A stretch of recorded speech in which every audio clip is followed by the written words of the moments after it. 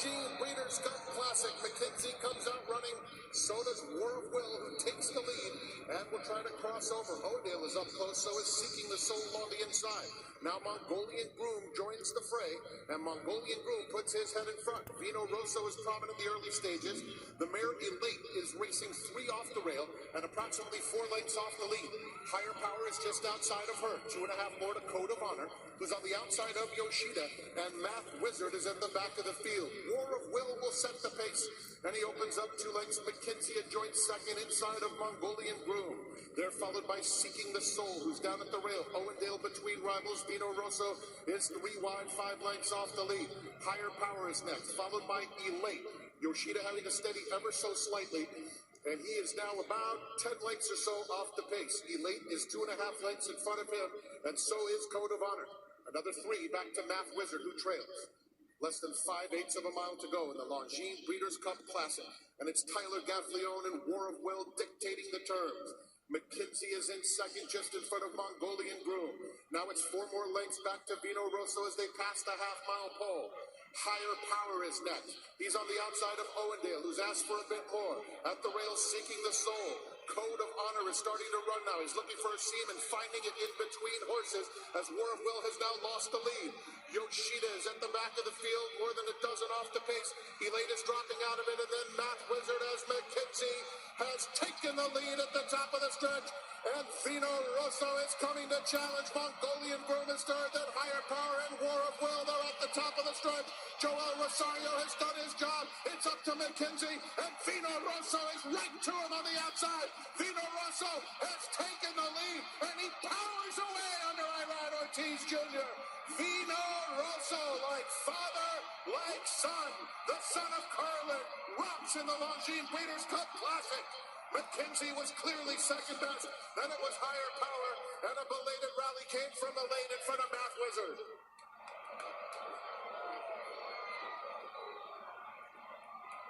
That is how you find redemption following a DQ in the Grade 1 Jockey Club Gold Cup. You come right back in the Breeders' Cup Classic with $6 million on the line and lay it down like that. The Keeneland graduate by Curlin, leaving no doubt who was best here today, and it was Vino Rosso. He had a perfect trip. He did this race, too, didn't he? But he got that trip. You know, obviously, he won by a bigger margin than he did when he won the Gold Cup by 3 parts of the length at San Diego back on the 27th of May. But he got the same trip. He sat forth. He pounced. Nobody else from behind was doing anything. And goes off at 9-2. Wins by 3 lengths in the end. Irad Ortiz, Todd Fletcher, well done. McKenzie had a weird trip because at one point it looked like Joel Rosario would try to sneak up on the inside of War of Will, and then Tyler shut that Steady off of his heels. He had to come around, make the first move into the pace that collapsed. All considering that, McKenzie did run a heck of a race today. And you talk about pedigrees, Scotty? Vino Rosso by Curlin, who won the Classic in the slop at Monmouth Park back in 2006.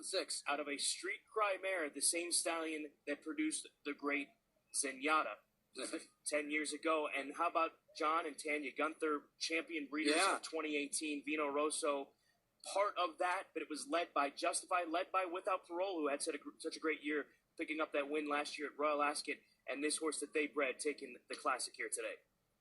I mean, and Mike Rapoli has great Breeders' Cup parties when his horses don't run well. I mean, this one tonight is going to be it's going to be Uncle Mo Part 2. And he's always been right there. The thing about this horse, he just needed the right trip. I mentioned this going back to the gate break, guys. Code of Honor hit the gate. He kind of made a right-hand turn, hit the gate, and he found himself so far off of the pace. I don't think he really wanted to see himself in that position. Talking about, obviously, the competitors coming out of the Jockey Club Gold Cup, but Vino Rosso, great ride by Irad Ortiz, great performance. Just finding out that Mongolian Groom did pull up at the top of the stretch and is being attended to, and we will get an update as soon as we possibly can once the Breeders' Cup issues a statement. So we'll keep you up to date on Mongolian Groom and his situation following his run in the Breeders' Cup Classic. But look, there's Irad Ortiz Jr. closes out the day with the late double turf to the Classic as the Keeneland grad Vino Rosso tops this $6 million group. And Vino Rosso, a $410,000 yearling purchase at the Keeneland September sale in 2016. He has made much more than that over the course of his now 15-race career. And cheers to the breeders. Thanks to our friends at Three Chimneys. John Gunther, winning breeder, champion breeder of 2018. Just keep on racking them up. John Gunther, such a classy individual. He and his daughter Tanya do a wonderful job as they bred Vino Rosso. As we cheer the breeders, thanks to our friends, at Three Chimneys Farm. You know, I think we've learned that McKenzie, he's a super racehorse. He's a borderline great horse at 9 furlongs. He's so good that he can finish second in the Breeders' Cup Classic at a distance that he really isn't even close to his best. So, you know, a great performance from McKenzie in defeat. He was a clear-cut second in this race. Scott, I think the two of us were both a little surprised. Higher Power runs a really good third for John Sadler, but I was a little surprised that Flavian Pratt had him so far back early on in this race. I thought he might be close to the lead. He was probably 5th or 6th at first call. This race has gone official 10-8, 7-6-1. Math Wizard rounding out the superfecta. And we talked about storylines, looking back at history.